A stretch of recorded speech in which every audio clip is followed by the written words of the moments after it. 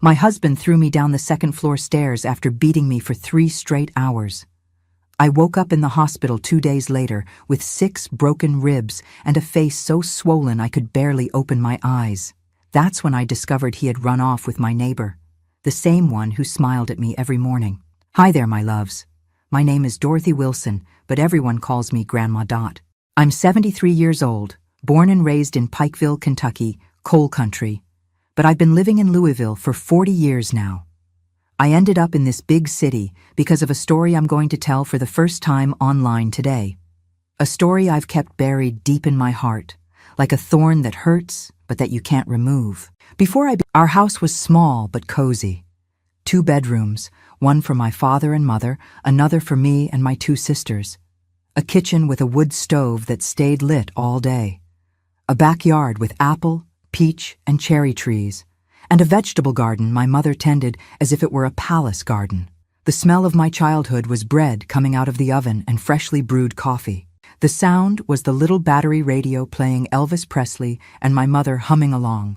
The colors were her flowered dress twirling as she swept the house, and the blue Kentucky sky that seemed cleaner than anywhere else in the world. My mother always said, "Dorothy, when you find a man, make sure he looks at you the same way your father looks at me." And it was true. My father looked at my mother as if she were the most precious thing in the world. Even after a full day breaking rocks underground, he would come home and hug her from behind while she cooked, kiss her forehead, and ask about her day. "A man who respects you respects everything you are," my father would say when he saw me daydreaming about the love stories in magazines. I never settled for less than that, my daughter. I grew up believing that love was like that. Simple, respectful, full of small gestures. I thought all men treated women the way my father treated my mother. The innocence of a girl raised in a good family. School was far away. I walked almost an hour to get there, but I didn't mind. I loved studying and dreamed of becoming a teacher.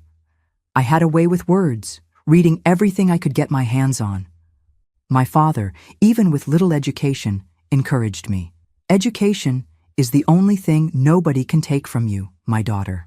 I completed teacher training school, graduating in 1970 at 19, the pride of the family.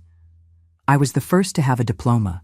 My father cried at graduation, hiding it, thinking nobody saw, but I saw, and that silent tear meant more than any speech. I started teaching at a small school near home, children from 7 to 10 years old, mixed class. I loved my work, the purity of the little ones, their joy when they learned to read a new word.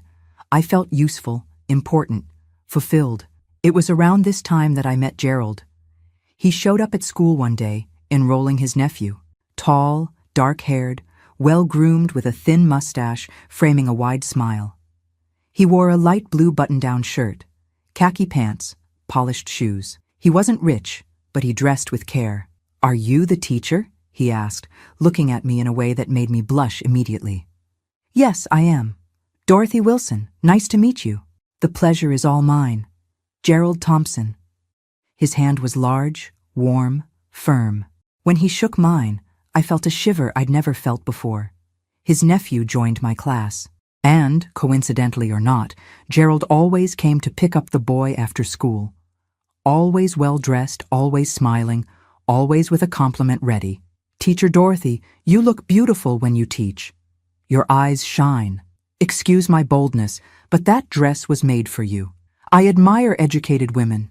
Is there anything more beautiful than intelligence? I, a country girl, raised with solid values, but with no experience in dating, fell for it like a little duck. Each compliment was like water to my garden of romantic dreams. Each smile made my heart race like a galloping horse. One day, he invited me for ice cream after school. I was nervous. I'd never gone out alone with a man. But I accepted. I told my mother, who was concerned.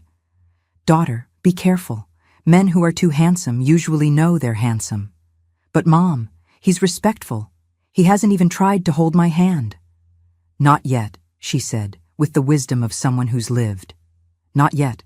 But who listens to mother's advice when your heart is beating fast?" I went on the date, and it was perfect. Gerald was funny, intelligent, full of stories. He worked as a salesman for a furniture store in Pikeville. He dreamed of having his own business someday. "I want to provide comfort for my future wife," he said, looking at me in a way that made it clear who that wife would be. The courtship started slowly, always respectful, always within the limits I set. Gerald came to our house on Sundays, had lunch with my family. He won my father over with talk of baseball and politics. He won my mother over by helping wash the dishes afterward, something no man did in those days. "This young man seems good," my father commented after a few months. "But go slowly, my daughter. Just because he shows his good side doesn't mean there isn't a hidden bad side." Oh, how I wish I had listened to my father. In the first 6 months, Gerald was the Prince Charming from romance novels. He brought me flowers picked along the way, wrote me romantic notes, respected me as if I were made of crystal. Our kisses were affectionate. His hands never crossed the boundaries. "I want to do everything right with you, Dorothy," he would say. "You deserve a man who values you." And I believed him. Of course I believed him. Why wouldn't I? I had grown up seeing my father treat my mother this way, with affection, respect, dedication. I thought that was how every man treated the woman he loved. After a year of dating, the marriage proposal came. It wasn't a surprise to anyone. Gerald had already won over the whole family, was a regular at Sunday lunches, accompanied me to church. Everyone in Pikeville thought we made the perfect couple. The engagement was simple, at my parents' house. A small party with orange cake made by my mother, soda, snacks. My father gave an emotional speech, talking about how he had raised a daughter for the world and was now entrusting his treasure to another man to care for. "Take care of her as I did, my son," he said, firmly holding Gerald's shoulder. "She is everything I hold most precious. You can count on it, Mr. Anthony. I'll make her the happiest woman in the world." The wedding was set for 6 months later. Those months were a rush, preparing the trousseau, getting the house ready, distributing invitations. Gerald had rented a small house near the school where I taught.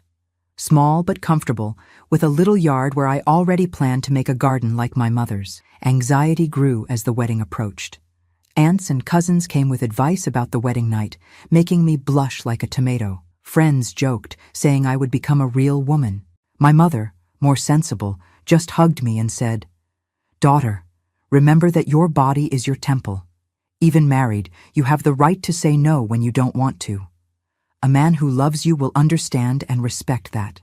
Advice I kept, but would soon discover didn't apply to the man I was marrying. The wedding was in January 1972. I was 20, Gerald 27. The ceremony was at the First Baptist Church, where I had been baptized. I wore the wedding dress that my mother and aunts had hand-sewn, saving on every detail so I could have this dream come true. When I entered the church on my father's arm, I saw Gerald waiting for me at the altar. That wide smile, shining eyes, the rented suit that fit his body perfectly. I remember thinking, this is the man of my life. With him, I will be happy forever. The honeymoon was in Gatlinburg, Tennessee, at a simple inn near the mountains. Gerald had saved for months to give me this gift. In those days, spending a week in the mountains was a luxury for people like us. It was also the first time we slept together, that we really touched. Gerald was affectionate, patient with my inexperience. At first, at least. After 2 days, he began to show a more demanding, more authoritarian side in bed. "My woman has to satisfy me the way I like," he said one night, forcing me to do things that made me uncomfortable. I swallowed my tears and obeyed. He was my husband, after all. Wasn't that what wives did? Please their husbands? We returned to Pikeville and began our married life. The first months were adjustment, learning to cook for two, sharing space, balancing work with household chores. Gerald continued working at the furniture store, and I kept teaching. Our salaries, together, were enough to live with modest comfort. Gradually, I began to notice small changes in his behavior. Complaints about the food I made, questions about who I had talked to at work, demands about how I should dress. "That skirt's too short for a married woman. Why do you need to wear lipstick to teach children? Who is this John that waits for you after school?" John was the 70-year-old janitor. But for Gerald, any man who spoke to me was cause for jealousy. Around this time, I became pregnant for the first time. I was so happy. I had always dreamed of being a mother. When I told Gerald, he smiled, hugged me, promised he would be the best father in the world. For a few weeks, he returned to being the man I had fallen in love with. Affectionate, attentive, romantic. Until I lost the baby in the 3rd month. Heavy bleeding, pain, hospital, immense sadness. When I returned home, Gerald was different. Cold, distant, as if it were my fault. "You should have taken better care," he said one night. "Working, walking around. You lost my son through carelessness." That was the first time I cried hidden in the bathroom, with the faucet running so he wouldn't hear me. But it wouldn't be the last. After the miscarriage, Gerald changed completely. The mask fell off entirely. The Prince Charming turned into a frog, and what a poisonous frog, my God. Folks, I see this story is getting long, but I really want to share everything with you. I need to take a moment to ask, if you're enjoying this account, would you help me by clicking like and subscribing to the channel? Each new subscription warms this grandma's heart. And don't forget to comment where you're watching from. Back to the story. The first year of marriage ended with a reality very different from what I had dreamed. Gerald was no longer the attentive and affectionate man from our courtship. Now he was controlling, jealous, always in a bad mood. He criticized everything. My cooking, my clothes, my way of talking, even my way of breathing seemed to irritate him. "You breathe too loudly. How do you expect me to sleep with that noise?" Gradually, I closed myself off, talking less, smiling less, trying to do everything perfectly to give no reason for complaints. I was walking on eggshells in my own home. Even so, I still believed we could work out, that it was just a difficult phase, that the caring Gerald would return. After all, we had been so happy at the beginning. What had happened to that man? In the 2nd year of marriage, I got pregnant again. This time, I took every precaution. I reduced my workload at school, rested more, followed all medical recommendations. Gerald seemed more excited about this pregnancy, more protective. "Now it will work out," he would say, with that smile that had won me over. "I'll have my child." But in the 5th month, I lost this baby too. Different complication, same devastating result. The sadness was even greater because I'd already felt the baby move, had already started buying little clothes. This time, Gerald didn't even wait until we left the hospital to show his anger. In the car, on the way home, he started, "There's something wrong with you. Normal women don't lose children like this. My mother had 8 with no problem. The doctor said it happens, Gerald. It's no one's fault." "It is your fault. Your body doesn't work right." We arrived home, and he continued, increasingly aggressive in his words. For the first time, I threw in his face everything that had been stuck in my throat for months. "And you think you help? With your bad mood, your criticism, your way of treating me like a maid?" That's when I received the first slap. Hard, in the face, throwing me against the wall. The taste of blood in my mouth, the shock greater than the pain. "Never talk to me like that again," he said through his teeth. "I'm your husband. You owe me respect." That night, while he slept, I thought about running away, going back to my parents' house, but I felt ashamed. What would they think? The daughter who couldn't keep her marriage, who couldn't give them grandchildren? At that time, a separated woman was viewed differently. She was a failure, a woman who couldn't keep her husband. And I, raised to be the perfect wife, didn't want that label. So I swallowed my tears and stayed. First mistake of many. The 3rd year of marriage was when everything fell apart completely. Gerald lost his job at the furniture store, a fight with the boss, something about money missing from the register. He swore innocence, but his eyes had that gleam I had learned to recognize when he lied. He was unemployed for months. I supported the house with my teacher's salary, which was barely enough for the basics. Drinking, which had always been social, became daily. First a beer at lunch, then 2, then whiskey straight from the bottle from early on. Drunk, he got even worse. Criticism turned into insults, slaps turned into punches. I began having to explain black eyes and cut lips to colleagues at work. I fell down the stairs. I hit my face on the cabinet door, the usual excuses. And people pretended to believe them because it was more comfortable than getting involved. My parents, who lived a few streets away, began to suspect. My mother asked me directly, but I denied it. My father looked at Gerald with suspicion on the rare occasions we still visited them. "Daughter, If something is wrong, you know you can come back home, my mother said one day when she caught me crying in the kitchen. Everything's fine, Mom. It's just a difficult phase. It will pass. But it didn't pass. It only got worse. It was around that time that I noticed the neighbor getting closer. Marcia, a recently divorced woman, about 5 years older than me. Beautiful, blonde-dyed hair, always well-dressed even to stay at home. She worked as a cashier at the supermarket and lived alone in the house next to ours. At first, she was an angel. She brought me homemade cookies, asked if I needed help, talked to me when she saw me crying in the yard. She became a friend, a confidant. He hits you? Honey, that's not normal. You need to get out of there. I can't, Marcia. I have nowhere to go. Yes, you do. The world is big. You're young, beautiful, intelligent. You deserve better. Gerald didn't like the friendship. He said Marcia was a loose woman, that she would lead me astray. I defended her, said she was the only friend I had. What I didn't know was that, while I was teaching, Gerald and Marcia had grown closer, in another way. One day, I found at home a matchbox from a bar on the other side of town. I thought it strange. Gerald usually drank at home or at the corner bar. I went to check out a new place, he said when I asked. Now you're going to control where I drink too? Another time, I smelled a different perfume on his shirt. Sweet, strong perfume. I bumped into a woman on the bus, he explained, irritated. Stop being neurotic. All the signs were there. But I didn't want to see them. Or maybe I didn't want to believe that, on top of everything else, he was cheating on me. The new job came 4 months later. Salesman at a hardware store. Lower salary. But at least it was something. I thought things would get better. For a few weeks, they did improve. Gerald started drinking less, smiling more.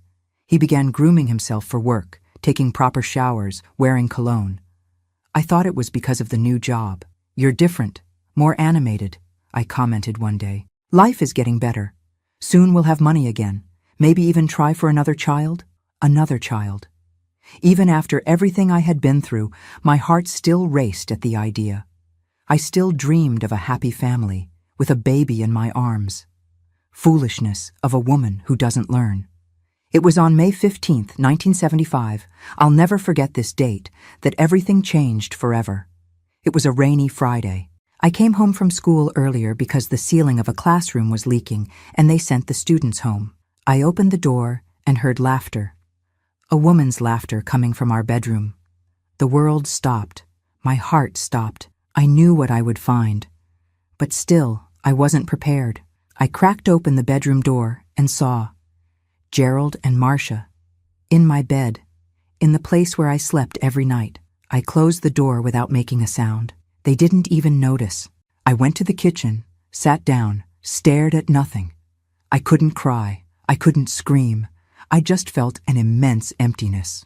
Half an hour later, I heard the back door opening and closing. Marcia sneaking out, not to be caught. Then Gerald came out of the bedroom, whistling. When he saw me sitting in the kitchen, he stopped in his tracks. What are you doing home at this hour? They let us out early. Rain. He looked at me, at the clock on the wall, back at me. I saw the exact moment he realized I knew. Did you see something? He asked, his voice already changing. I saw everything. You and Marcia, in our bed. I expected shouting, slapping, denial. But he laughed, as if it were a joke. And what are you going to do, huh? Who are you going to tell? I got up from the chair, legs wobbly. I'm leaving. It's over, Gerald. That's when he changed. The laugh turned into a growl. His eyes got small, dark. You're not going anywhere. You're my wife. You only leave when I let you. I'm not a thing to have an owner. It's over. I tried to walk past him, to go to the bedroom to get my things. That's when the real hell began. Gerald blocked my path with his body, big, strong, blocking the way like a wall of flesh and hatred. I tried to go around him. He pushed me back. I fell sitting on the chair, the shock greater than the pain. You're not going anywhere, he said through his teeth. This house is mine. You are mine. The house is rented, Gerald, and I am not property. It's over. Let me pass. I tried to get up again. That's when he gave me the first slap. hard in the face, throwing me to the side. "Shut up, whore! Spying on me now? Who gave you that right?" Another slap, harder, then a punch to the stomach that doubled me over, breathless. I fell to my knees, vision blurred with pain and tears. He grabbed me by the hair, dragged me across the kitchen. "Want to know why I was with Marcia? Because she's a real woman. She knows how to please a man. She's not frigid like you." He threw me against the wall. My head hit it. I saw stars. He continued, increasingly out of control. Words worse than the blows, destroying what little self-esteem I had left. "You can't even give me a child. Barren, worthless." The blows came non-stop. Punches, kicks, slaps. I tried to protect myself, to curl up, but he was much stronger. At some point, I stopped feeling pain. I stopped feeling anything. I just wanted it to end. I don't know how long it lasted. In my memory, it was hours, but maybe it was minutes. I only know that when he finally stopped, I was lying on the kitchen floor, one eye so swollen I could barely open it, blood running from my nose, my mouth, from a cut on my eyebrow. Gerald stood looking down at me, panting from the effort of beating me. Then he spat on the floor, next to me. "If you try to leave again, I'll kill you. Understand?" I didn't answer. I didn't have the strength even to speak. "Understand!" he yelled, kicking me in the ribs. "I understand," I managed to whisper. He walked away, grabbed his keys, his wallet. "I'm going out. When I get back, I want dinner ready and you with a better face. Put ice on that face. It's too ugly." And he left me there, on the floor, bleeding, without help, without comfort, without anything. I lay there for what seemed like forever. Each breath hurt. Each movement was agony, but something inside me said I needed to get out of there, that if I stayed, he would kill me. I dragged myself to the telephone in the living room.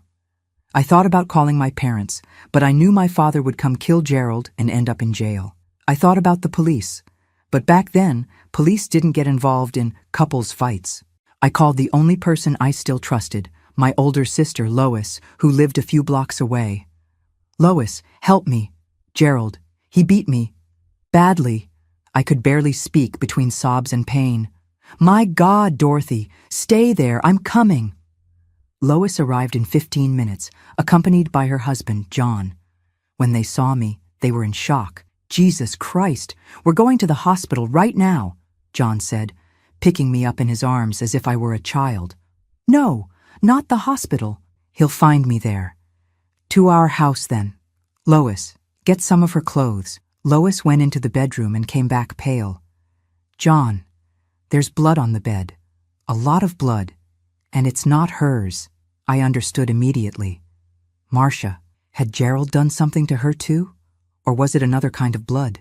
At that moment, I couldn't even think straight. They took me to their house. John was a construction worker, Lois a seamstress. They had a modest but tidy house with 2 small children who widened their eyes when they saw me in that state. "Aunt Dot fell down the stairs," Lois quickly explained, sending the children to the backyard. She cleaned my wounds, put ice on the bruises, gave me painkillers. While caring for me, she spoke softly. "How long has it been like this, Dorothy? Why didn't you tell us?" I cried. I cried like I had never cried in my life. I told everything. The abuse that started after the first miscarriage, the daily humiliations, the cheating with Marcia. "And why didn't you leave? Why did you put up with this?" Shame. I thought I could fix it, that he would change. John, who was listening to everything from the door, shook his head. "He won't change, sister-in-law. A man who hits a woman only gets worse. Never better." That night, I slept at my sister's house, heavy sleep of medication and exhaustion. When I woke up in the morning, every inch of my body hurt. My face so swollen, I barely recognized myself in the bathroom mirror. My God, what have I done with my life? Lois convinced me to file a report. We went to the police station. Me limping, leaning on her, wearing dark glasses to hide the most visible bruises. The officer who attended us seemed bored. He noted everything with the face of someone who had heard that story 1,000 times. "Ma'am, do you want to press charges against your husband?" "I do." "You know you'll need a medical examination, right? And that he could be arrested?" "I know. Is that really what you want?" You're going to destroy the man's life. Don't you want to think it over? Destroy his life? What about mine? Who cared about my destroyed life? But I swallowed my outrage. I'm sure. I want to file the complaint. I did the medical examination. List of injuries. Multiple bruises on face and body. Cut on left eyebrow requiring 6 stitches. 2 cracked ribs. Head trauma. Kidney injury. The doctor who examined me whispered as he noted, "If you go back home, he'll kill you next time." I didn't go back. I stayed at my sister's house while the police looked for Gerald. 3 days later, I received the news. He had disappeared. Taken clothes, documents, abandoned his job. Ran away like the coward he is, my brother-in-law said. Better this way, away from you. But there was still a detail missing in this whole story. Marcia, the neighbor, the lover, the friend, she had disappeared too. No one had seen her since that day. On the 4th day, I received an unexpected visit at my sister's house, the owner of the store where Gerald worked. "Sorry to bother you, Mrs. Dorothy. I know you're going through a difficult time." But Gerald disappeared without collecting his last paycheck, and Miss Marcia also vanished. "They ran away together," I said, my voice firmer than I expected. "It seems so. But before that, he came to the store, got an advance that I shouldn't have given, and took some construction materials in her car." "What materials?" "Cement, lime, tools." I thought it was strange. That's why I came to ask if you know anything about it. I didn't know, but a chill ran down my spine. Cement, tools, and the blood on the bed? Another week passed. My bruises started to improve. I could walk without so much pain. My parents, who had been traveling to visit my sick aunt, returned and were horrified by my condition and my story. "You should have told me before, daughter," my father said, his eyes watery. "I would have gotten you out of there after the first slap." "I was ashamed, Dad. I thought I would disappoint you." "Disappoint us? Never. The only disappointment was this man we chose so badly." I began to rebuild my life. I took medical leave from school. The principal, very understanding, assured me that my job would be there when I returned. I went to live with my parents again, in my childhood bedroom that remained intact, waiting for me. I was reconstructing myself, day by day, when the bomb dropped. It was a June morning, almost a month after Gerald's escape. The police appeared at my parents' house. "Mrs. Dorothy, we found your husband." My heart froze. Had he returned? Was he coming to get me? To kill me? Where? At Miss Marcia Gomes's small property on the outskirts of town. The two were there. Were? The officer exchanged glances with his colleague, uncomfortable. "You need to come with us." They took me to the property, a small piece of land that I didn't even know Marcia owned. There, a scene from a horror movie. Police everywhere, tapes isolating areas, people digging a hole in the ground. "What happened here? Your husband and Mrs. Marcia had a disagreement." Disagreement. What a strange word to describe what I saw next. Marcia's body was in an improvised grave at the back of the property. She had been brutally beaten, like me, but she didn't have the same luck. She died from her injuries. Gerald tried to hide the body in a poorly made mixture of lime and cement, the materials he got from the store. "And him?" I asked, in shock. "He tried to escape when we arrived. He reacted, was armed. There was a shootout." I understood what they weren't saying. Gerald was also dead. The following days were a blur, giving statements, hearing details I didn't want to know, understanding what had happened. According to what the police discovered, Gerald and Marcia had planned to run away together. He beat me that day and went to meet her at the property where they had arranged to meet. He took the construction materials because he intended to renovate the place. They had plans to live there. But there was a fight. Violent. The neighbors of the property heard screams but didn't intervene. Rural area, everyone minds their own business. When the shouting stopped, they saw Gerald digging a hole in the middle of the night. They only reported it because days later they smelled a strong, strange odor coming from the property. I should have felt anger toward Marcia. She betrayed my trust, slept with my husband, planned to run away with him, but I could only feel sorry for her. In the end, she met the same Gerald I did, the monster behind the mask. And she paid with her life. The town newspapers had a field day with the story. Crime of passion ends in tragedy. My name appeared everywhere. My wedding photo next to the photo of the body being removed from the property. I became the murderer's widow. I couldn't walk down the street anymore without feeling the stares, the whispers. Parents pulled their children from my class. They didn't want the murderer's wife teaching their children. A week later, the principal called me in. "Dorothy, you know I like you very much, but the parents are pressuring. The school can't." I lost the job I loved, the profession I had chosen, all because of a man I never deserved to have in my life. I spent months in deep depression. I didn't leave my room, barely ate.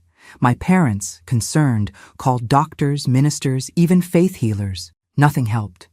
I was drowning in guilt. What if I had realized earlier how Gerald was? What if I had reported the first incidents of abuse? Marcia would be alive today. "It wasn't your fault, daughter," my mother repeated every day. It was his fault. Only his. But I couldn't believe it. It was my father who finally brought me back to life. One Sunday in September, he entered my room with 2 bus tickets in hand. "Where are these for?" I asked, my voice hoarse from crying so much. "Louisville. A big city in Kentucky.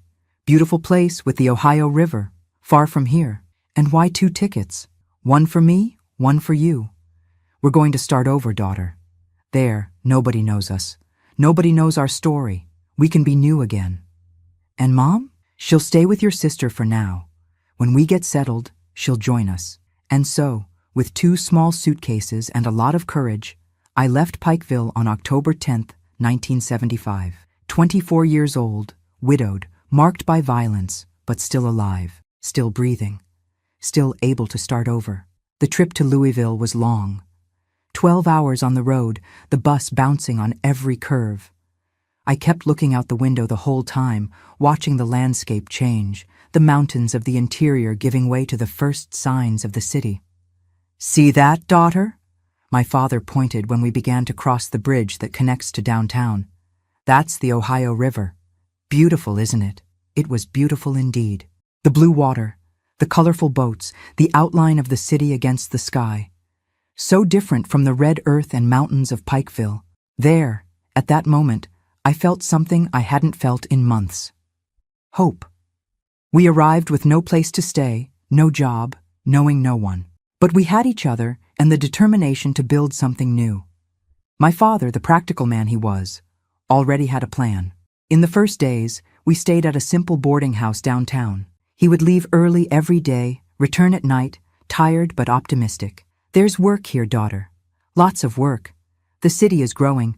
The port is full of jobs." A week later, he arrived with the keys to a small rented room in Butchertown, a simple but decent neighborhood. 2 weeks later, he was already working as a construction helper at the port. And me? I took longer to find myself. Fear still paralyzed me. Nightmares still woke me sweating in the middle of the night. The marks, visible and invisible, still hurt. But the big city has this advantage. Nobody asks where you came from or what you did. Everyone is too busy with their own lives. Louisville welcomed me like a mother receiving a lost child. The river, the wind with its hint of salt, the hills embracing the city. Everything seemed to say, "Welcome home. You belong here now." In those first months, I lived like a shadow. I rarely went out, spoke little, and hid at home while my father worked.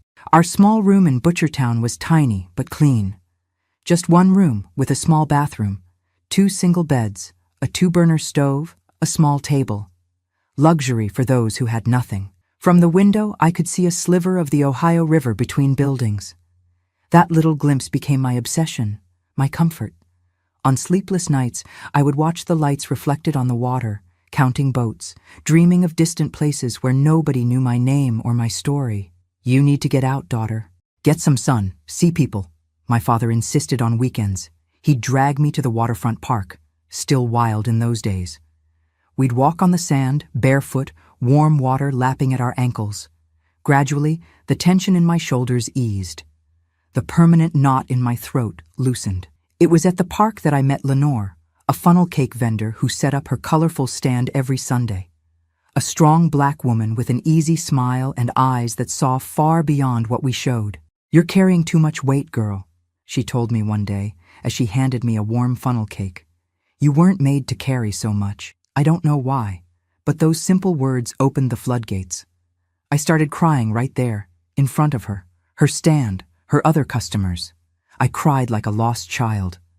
Lenore didn't get flustered. She didn't ask questions.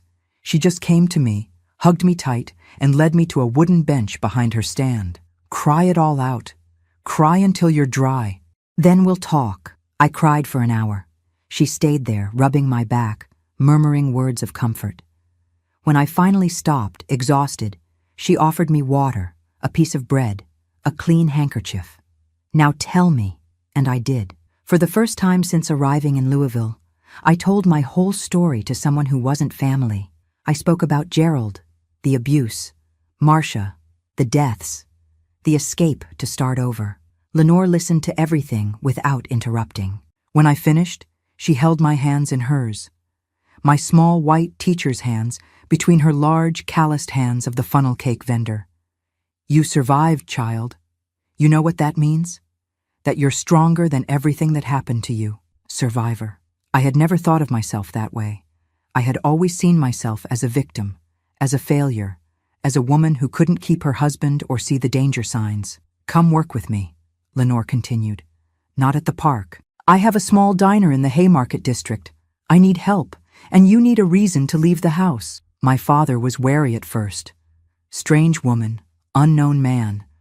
But when he met Lenore and her husband Samuel, he changed his mind. He saw in them what I had seen. Good, genuine people with no ulterior motives. I started working at the diner in January 1976. I washed dishes, cleaned tables, helped at the register. At first it was difficult. The noise of the market scared me. Men made me tense. Every shout made me jump. But Lenore had infinite patience. "One day at a time, child. Today is just today. Tomorrow is another day." The salary wasn't much, but it helped with expenses. Soon my mother was able to join us in Louisville. We rented a larger apartment in Portland. 2 rooms now. One for my parents, one for me. Absolute luxury after the cramped room. With my mother nearby, I improved faster. She brought from Pikeville the old recipes she loved so much, the pots of plants she cultivated on the windowsill, the colorful embroidery that gave life to white walls.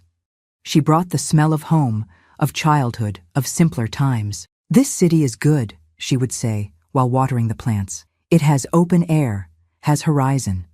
We breathe better here." I did breathe, deeper and deeper, with less and less fear. The nightmares became less frequent. I began to sleep entire nights, to wake up rested. I began to smile again, first timidly, then more frequently. At the market, I met people of all kinds. Dock workers with stories of the deep river, ladies who sold herbs and prayers, children who ran between the stalls, stealing fruit when no one was looking. Homeless people who slept in the corners, for whom Lenore always saved a coffee and bread at the end of the day. Everyone has a story, child. Everyone carries pain. Some show it, others hide it.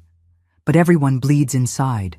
Lenore's simple wisdom healed me more than any therapy, which I couldn't afford anyway.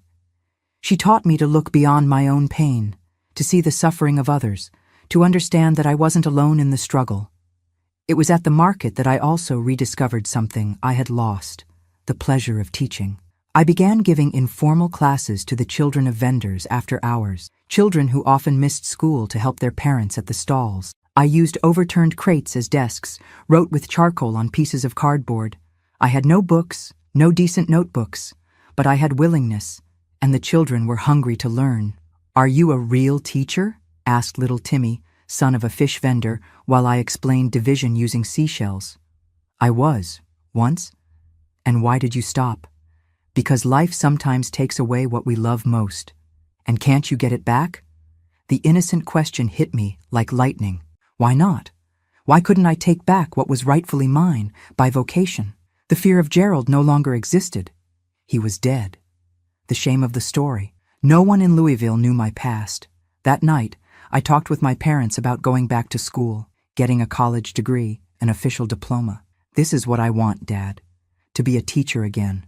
For real, with a classroom, students, chalk in hand." My father, who never stopped believing in me, smiled in a way that lit up the entire room. "If that's what you want, daughter, that's what you'll have."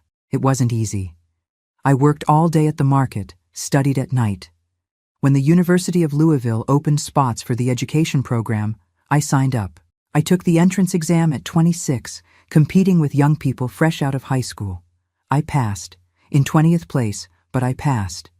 It was the beginning of my true reconstruction. University life opened horizons I didn't know existed. Ideas, debates, books, different people.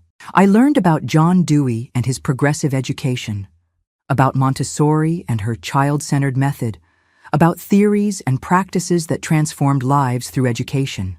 While studying, I continued giving my informal lessons at the market. Now, with more technique, more foundation, the children responded with increasing enthusiasm. The parents began to notice the difference. Children who previously could barely write their names now read small texts, did math, asked about the world. "What you're doing with these children is a miracle," Lenore commented one day. "They arrive here with dead eyes, leave shining." It's not a miracle. It's education. It's showing them they can be more than they think they can. In 1979, in my last year of college, an opportunity arose to intern at a public school in Smoketown, a poor neighborhood on the outskirts of Louisville. It was far, the public transportation poor, the salary almost symbolic, but it was a real classroom. It was a chance to go back to doing what I loved. I took on a literacy class. 30 children between 6 and 10 years old, many repeaters, some who had never set foot in a school before.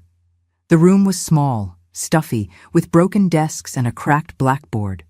But to me, it was a palace. On the first day, I looked at those children. Messy hair, clothes often too big or too small, looks ranging from fear to curiosity, from aggression to hope. And I saw myself in them. Vulnerable, but strong. Hurt, but whole. Survivors, like me. "My name is Teacher Dorothy," I introduced myself, "and I'm here because I believe in you more than you believe in yourselves." It was there, in that stuffy public school classroom, that I finally understood. Everything I had lived through had a purpose.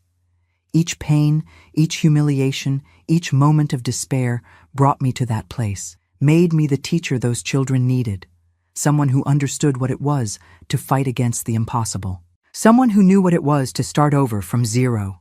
At the end of the year, I managed to teach 28 of the 30 children to read and write. The other 2 had learning difficulties that required specialized monitoring, something I fought to get for them.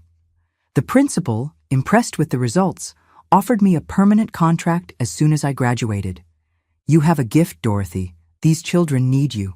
In December 1979, at 28, I graduated in education.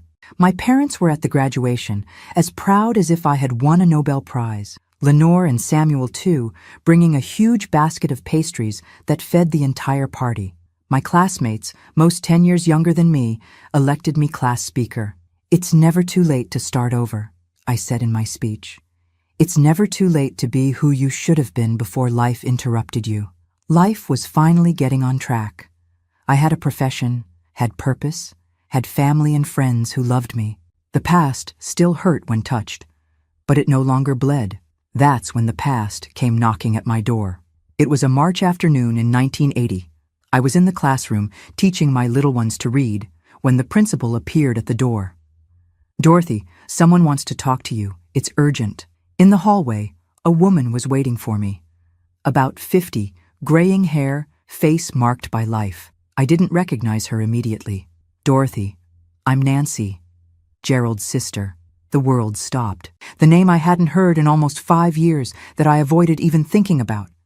Gerald. The man who nearly killed me. The man who killed another and died running from the police. "What do you want?" I managed to ask, my voice trembling. "We need to talk. It's about my nephew." "Nephew?" Gerald didn't have children? "Not with you, with Marcia." The revelation fell like a bomb. Marcia was pregnant when she died? There was a child? A son of Gerald walking around in the world? She had the baby before. "Before what happened," Nancy continued. "She left him with my mother when she went to meet Gerald at that property. Nobody knew. Not even the police. And why are you looking for me now? My mother died last month. The boy stayed with me, but I'm sick. Cancer. I can't take care of him anymore. And what does that have to do with me? You were Gerald's wife. Legally, you're the closest relative after me. You're asking me to care for the child of the man who almost killed me? With the woman he cheated on me with? She lowered her eyes, ashamed. I know it's a lot to ask. But the boy isn't to blame. He's 4 years old. He's an innocent child. Where is he now? In the car, with my husband. Do you want to see him? I didn't want to. I wanted to run, scream, deny that absurd reality. But a force greater than fear made me say yes. We went to the parking lot. An old car was parked under a tree. A man sitting at the wheel waved when he saw us. In the back seat, a child looked out the window. Small boy for his age, black hair, big eyes. When he saw me, he smiled a smile I knew well. The same smile that once enchanted me on Gerald's face. Aunt Nancy, who's that lady? She's a friend, Lucas. A friend who's going to take care of you for a few days. Days. She had said days. But her eyes said something else. I can't, I said softly, so the boy wouldn't hear. It's too much for me. He has no one else. He'll go to an orphanage. Why didn't you look for Marcia's family? I did. No one wanted anything to do with him. Her father said his grandson died along with his daughter. I looked at the boy again. I didn't see Gerald in him now. Or Marcia. I just saw a child, frightened, confused, about to lose what little stability he knew. Give me time to think. I don't have time, Dorothy. The chemotherapy starts tomorrow. I can't take care of him like this. One day? Give me 1 day. She hesitated, then agreed. I'll come back tomorrow at this same time. If you don't want to keep him, I'll go straight to social services. I spent the night awake. I walked along the river until dawn, talking to the water, to the stars, to the ghosts of my past. How could I raise Gerald's son? How would I look at that face every day and not see the man who destroyed my life? But how could I condemn an innocent child to grow up without family, without love? I, who knew what it was to be marked by a story I didn't choose. In the morning, still without an answer, I went to teach. I looked at my students. Children who had taught me so much about forgiveness, about new beginnings, about seeing beyond the scars. I thought about little Lucas, who didn't ask to be born to those parents, who didn't ask to be abandoned. During the break, I called my parents. I need to tell you something. It's complicated. I explained everything. I waited for the negative reaction, the shock, the refusal. Bring him home, my mother said simply. What? The boy. Bring him home. If he's going to be your son, he's going to be our grandson too. Mom? He's Gerald's son. So? The child isn't to blame for who his father is, or his mother. That afternoon when Nancy returned, I already had my answer. I'll keep him, she cried. She took a folder with documents from her purse, birth certificate, vaccination card, some photos. Thank you. I know I didn't deserve this from you. Lucas came to me, curious but cautious. I squatted to be at his height. Hi, Lucas. Remember me? I'm Dorothy. Am I going to live with you? You are. There's a park near my house. Do you like parks? His little eyes sparkled. I do. Grandma never took me. In that moment, looking at that child who carried the blood of the man who almost killed me, I made the most important decision of my life. The past would not define my future, or his. I took Lucas home that same afternoon. My parents received him with open arms, without hesitation, without judgment. My mother had already prepared the room, arranged old toys she kept, I don't know from where or why. Come, my boy. Want a piece of cake? I made chocolate, the way children like it. Come, my boy. Want a piece of cake? I made chocolate the way children like it. Lucas, initially shy, soon loosened up with my parents' affection. For the first time, I saw him smile without reservations, a smile of a child who feels safe. Lying in bed that night, listening to the quiet breathing of the boy now sleeping in the room next door, I understood that life had given me a chance to heal not just myself, but to interrupt a cycle, to prevent the hatred, the violence, the pain that Gerald carried from passing to another generation. I would be a mother. In a way I never imagined, in circumstances no one could predict. but I would. And I would do differently from everything I had experienced. Tomorrow, for the first time in many years, seemed brighter than yesterday. Raising Lucas changed everything.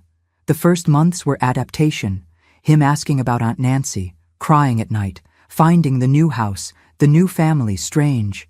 Me learning to be a mother suddenly, at 29, of a 4-year-old boy who carried in his blood a history I so wanted to forget. "Why doesn't Aunt Nancy come get me?" he asked, almost every day. "She's sick, my dear. She needs to stay in the hospital to get better. And then when she gets better, will I leave?" The question broke my heart. The insecurity in his eyes, the fear of new abandonment. "No, Lucas, this is your home now. Forever." Explaining the situation to a child that age was a daily challenge. How to say that his biological father had killed his biological mother? How to explain that his aunt probably wouldn't survive cancer? How to make him understand that now I was his mother, not by blood, but by choice? I adapted the truth. Small doses, appropriate for his age. "Your father and mother had to go to heaven, but before, they asked me to take care of you." It wasn't a complete lie.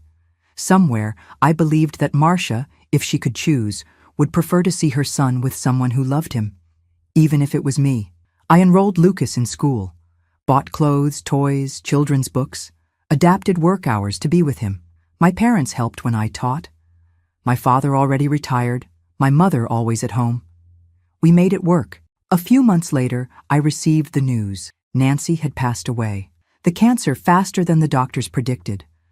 I told Lucas gently, "Your Aunt Nancy is now in heaven too, with your father and mother." He cried, of course, but less than I feared. He was already getting attached to the new family, already calling me Aunt Dot with affection in his voice. In July that year, 1980, I made another important decision, to legally adopt Lucas. The lawyers said it would be a simple process, since I was the widow of the biological father and there were no other relatives wanting custody. When the judge asked if I was sure, I looked at the boy playing in the corner of the courtroom, oblivious to the moment that would change our lives forever. I am more certain of this than anything else I've ever done. In October, Lucas Thompson officially became Lucas Wilson, my son before the law, as he already was in my heart. Raising a child alone in the 80s, being a public school teacher, wasn't easy. Money, always tight, had to stretch to cover all needs.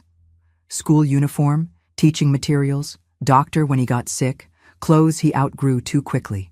I took extra classes at night, gave tutoring on weekends to children from wealthier families. Every penny mattered.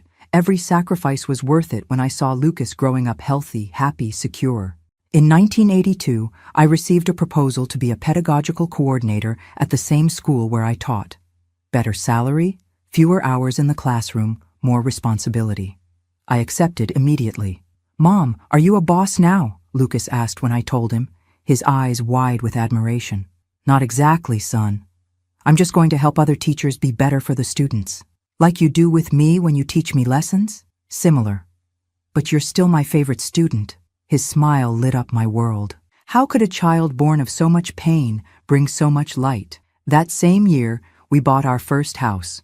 Small, in a simple neighborhood, but ours. 2 bedrooms, one for me, one for Lucas. A yard where I planted the same flowers my mother grew in Pikeville. My parents continued in the apartment in Portland but came to visit us every weekend. For the first time since I left Pikeville, I felt truly established, with roots, with a future. Lucas grew up too fast. At 8, he was already a smart, curious boy with a special talent for drawing.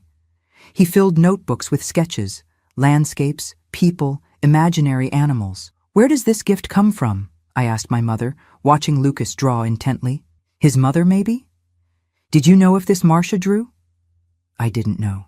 I knew so little about the woman whose place, ironically, I had taken in Lucas's life. About Gerald, I preferred not to see anything in the boy, although sometimes a gesture, an expression would catch me off guard, bringing memories I preferred buried. In 1985, at 34, I met Anthony. A math teacher transferred from Tennessee. He started working at the same school as me. A gentle, calm man with infinite patience to explain fractions and decimals to frustrated children. "Are you the coordinator, Dorothy?" Pleasure, Anthony Parker. Firm, but not intimidating handshake. Direct, but respectful gaze. Discreet smile, without pretension to charm. I began to notice him during breaks. In the way he treated students with difficulties, without rush, without judgment. How he listened to the doubts of younger teachers without mansplaining. How he brought coffee to the secretary when she was overloaded. Small gestures that spoke more than grand declarations. One day, Lucas had an appendicitis attack. He needed emergency surgery. I was desperate. Called the school to say I wouldn't be coming.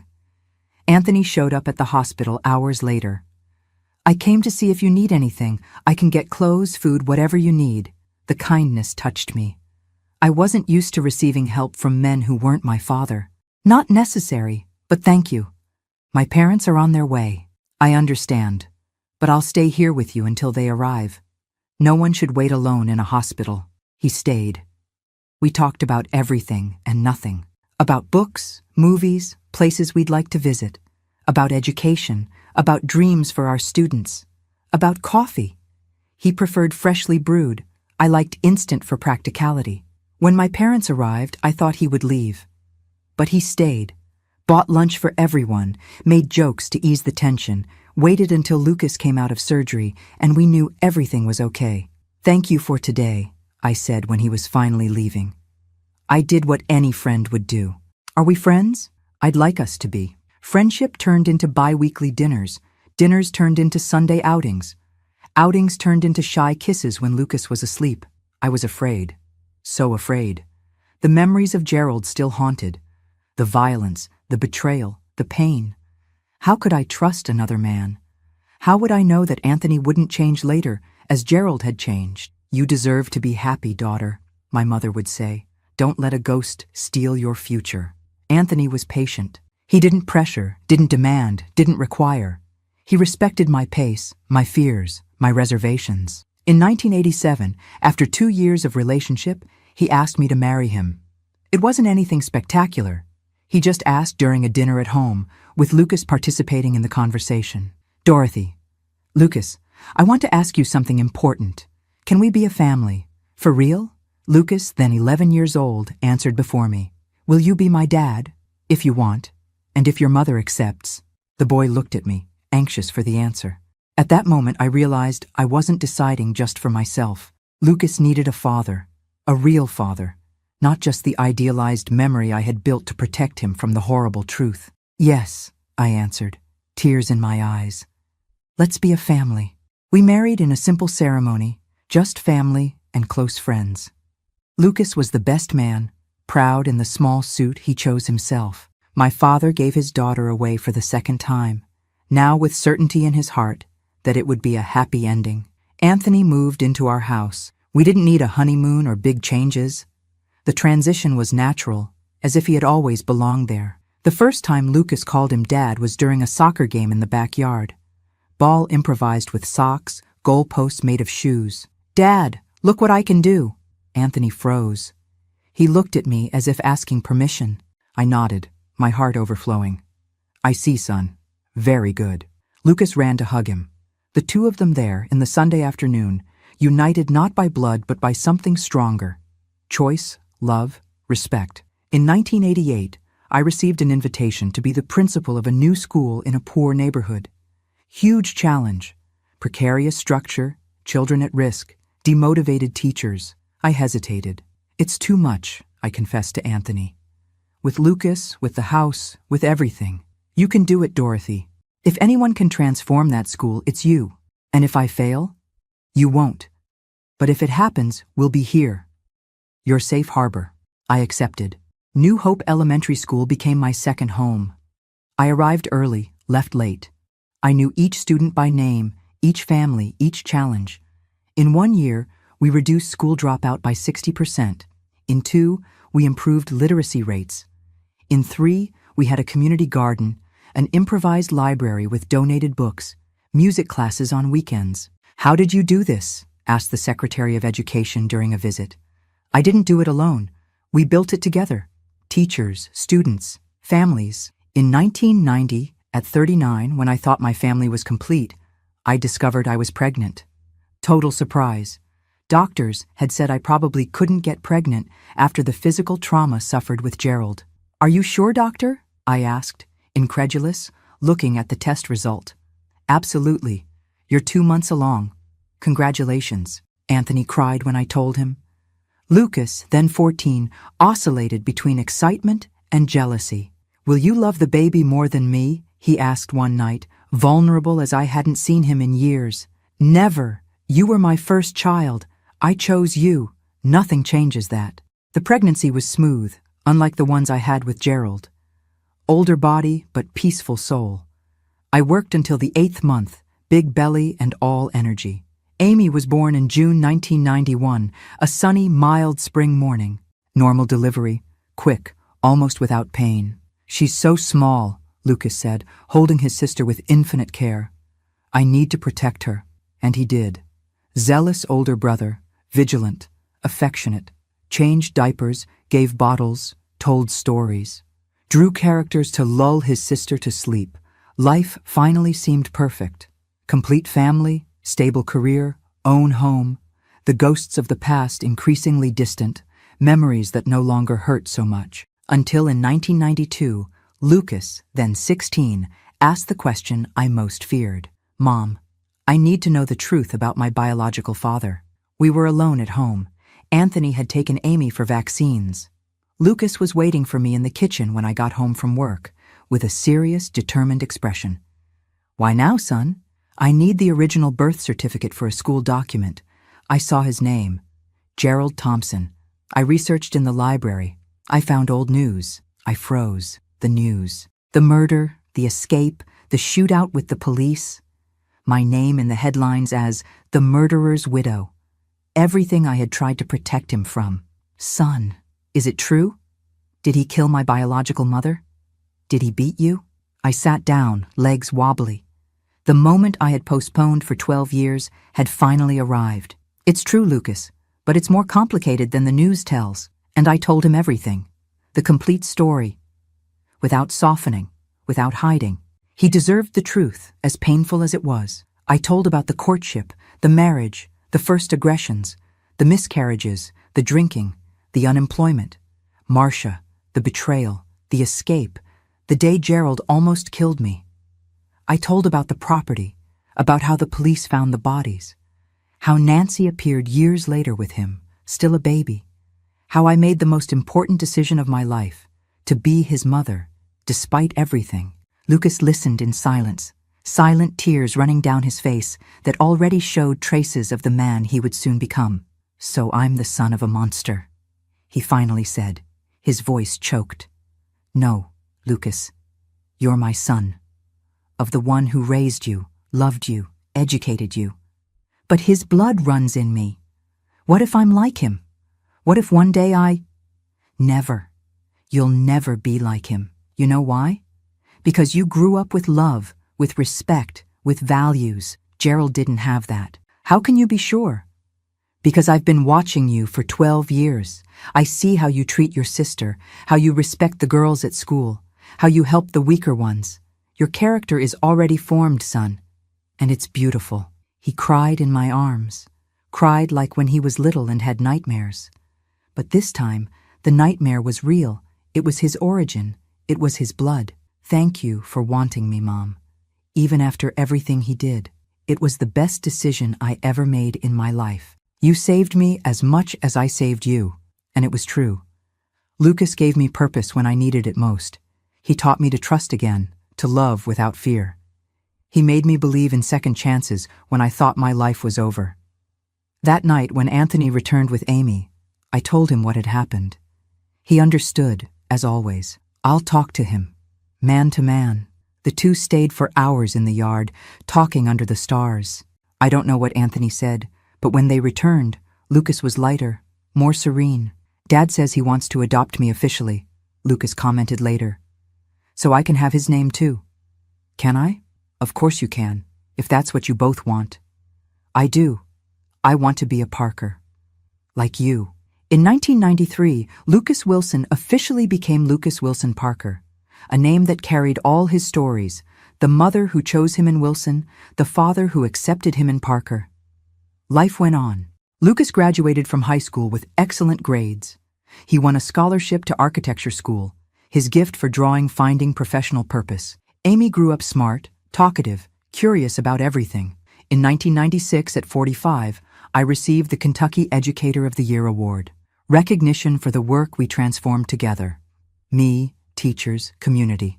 This award isn't just mine, I said in the speech. It's from every child who believed they could do more, from every family that trusted education as a path, from every teacher who didn't give up despite the difficulties. Lucas and Amy were in the audience, proud.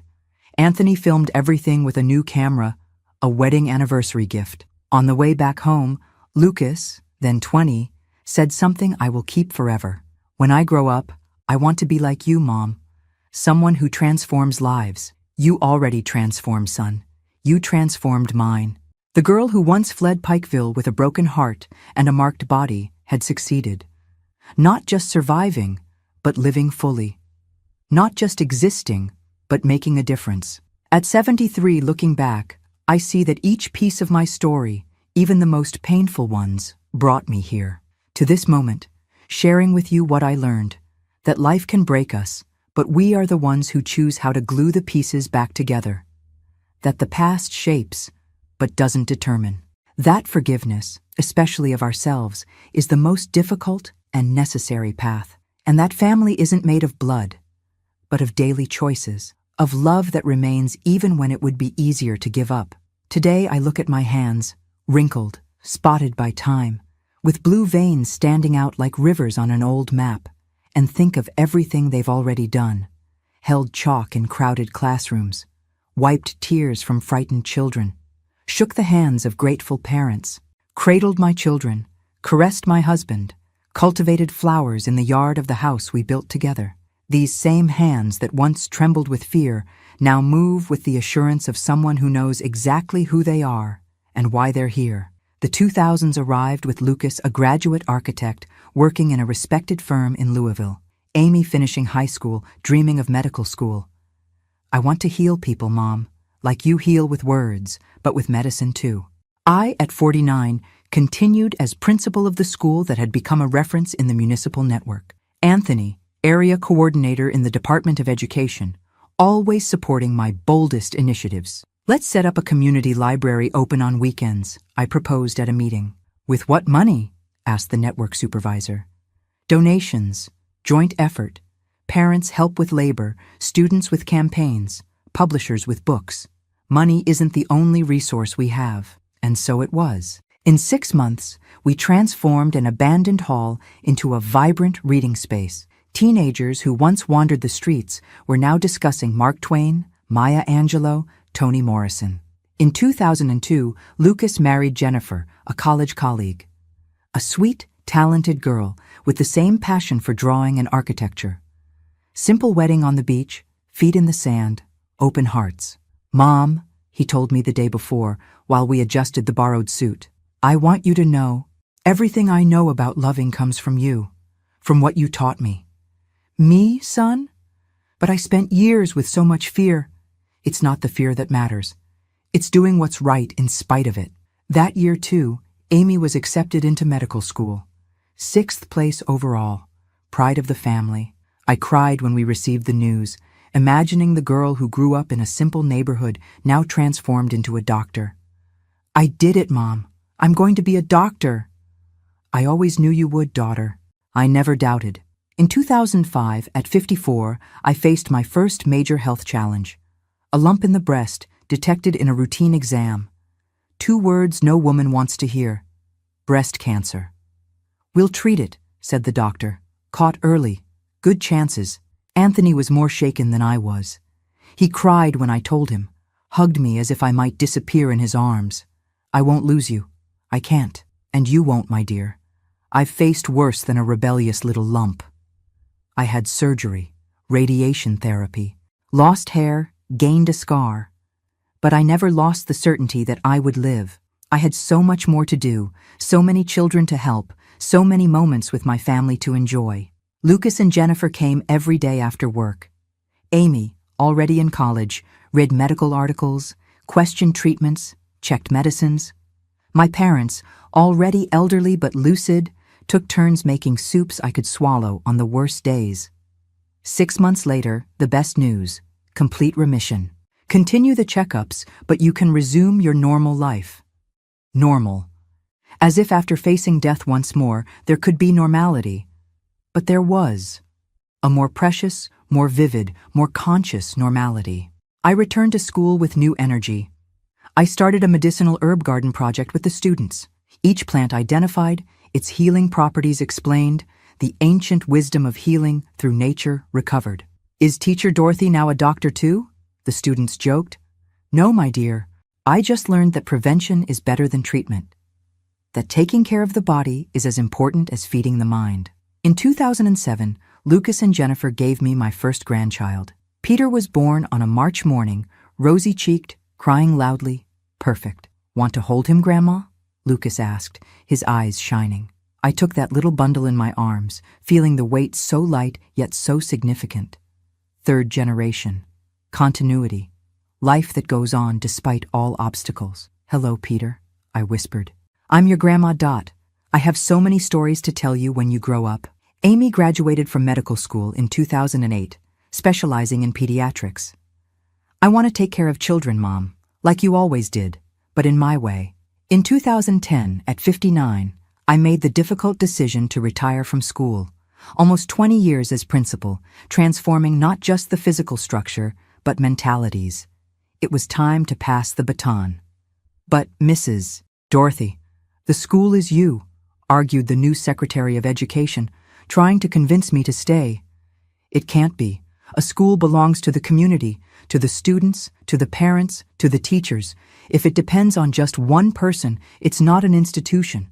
It's a personal project. I spent months preparing my successor, a young, dedicated teacher full of her own ideas. I created manuals, documented processes, shared lessons learned in practice that no college teaches. How do I know if I'm ready? She asked on my last day. We're never completely ready, but we're always capable of learning and improving. That's enough. Retirement opened a new chapter.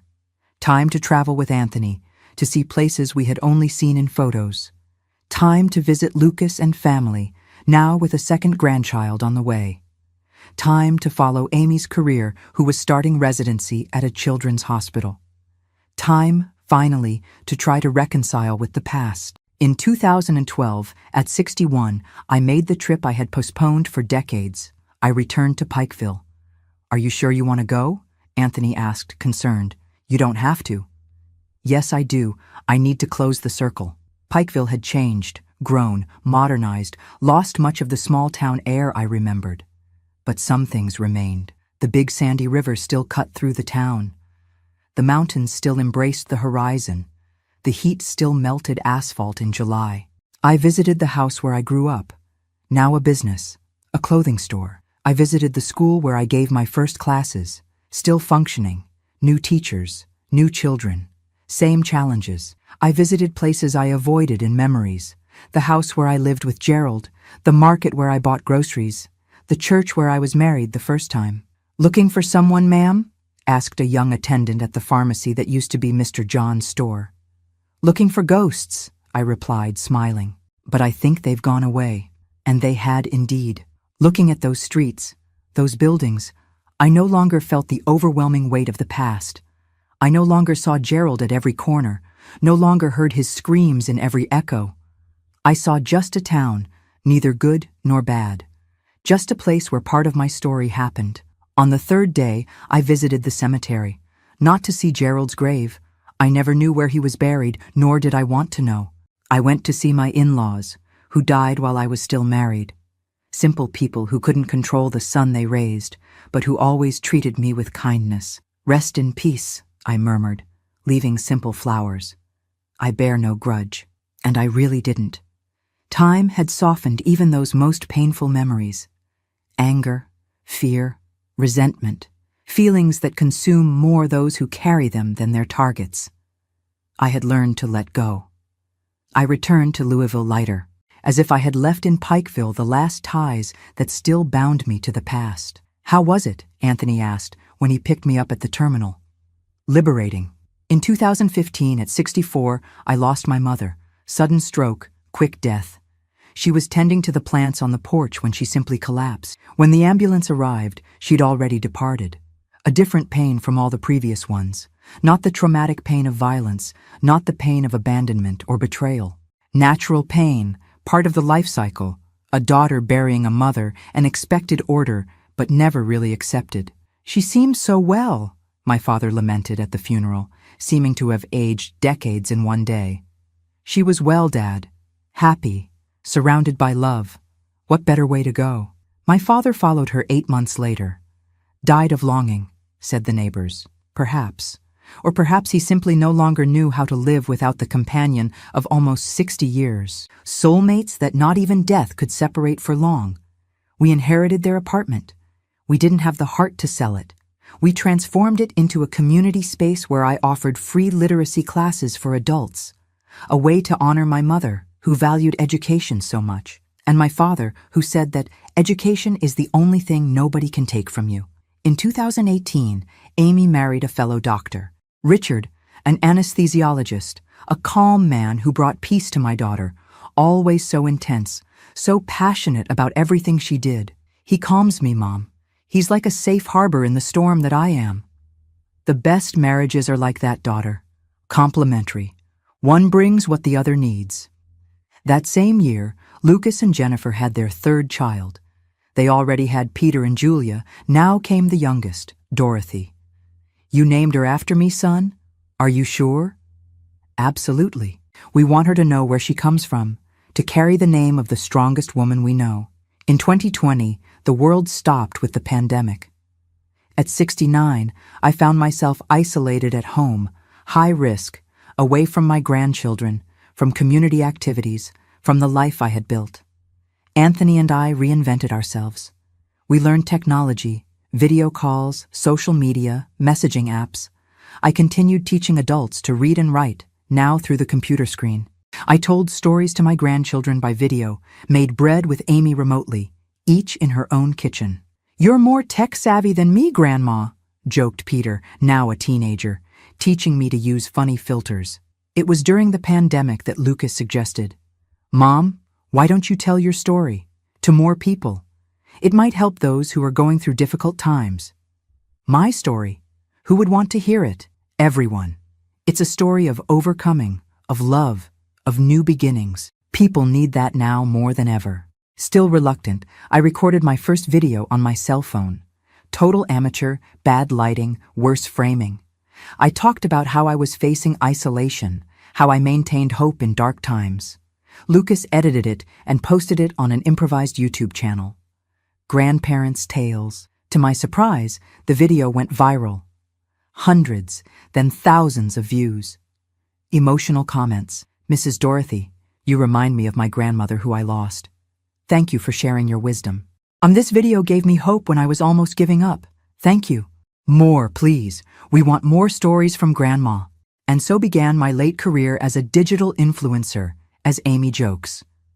Weekly videos telling stories of overcoming, some mine, others I witnessed throughout life. Old recipes, gardening tips, reflections on education, aging, family. I had never spoken publicly about Gerald, about the abuse, about the desperate escape. It was a chapter I kept for private conversations, for moments of guidance to women going through similar situations. Until today, at 73, I decided it was time. Time to share the complete story, without cuts, without softening.